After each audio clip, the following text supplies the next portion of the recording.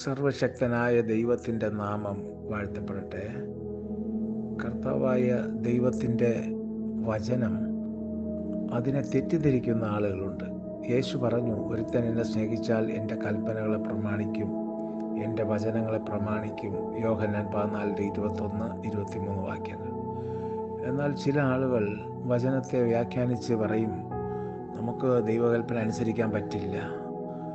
പിതാവിൻ്റെയും പുത്രൻ്റെയും പരിശുദ്ധാത്മാവിൻ്റെ നാമത്തിൽ സ്നാനം കഴിപ്പിച്ചും ഞാൻ നിങ്ങളോട് ഉപദേശിച്ചും കൊണ്ട് സകല ജാതികളെയും ശിഷ്യരാക്കി കൊള്ളുവാൻ വചനം പറയുന്നുണ്ട്. മത്തായി 28:19-20. എന്നാൽ ചില ആളുകൾ ഇരുട്ടിനെ വെളിച്ചമെന്ന് സ്ഥാപിക്കുന്ന ആളുകളാണ്. എന്ന് പറഞ്ഞാൽ ഒന്നും നമുക്ക് അനുസരിക്കാൻ പറ്റില്ല, അത് മനസ്സിലാക്കുവാൻ വേണ്ടിയാണ് ബൈബിൾ നമ്മളെ കയ്യിലിരിക്കുന്നത് എന്ന് പറയും. സത്യത്തിൽ വചനവിരുദ്ധമായ ഉപദേശങ്ങൾ പറയുന്നവരെ സൂക്ഷിക്കണം, ഇല്ലെങ്കിൽ നമ്മൾ നരകത്തിൽ പതിക്കും. ദൈവം നമ്മളെ അനുഗ്രഹിക്കട്ടെ. സ്തോത്രം.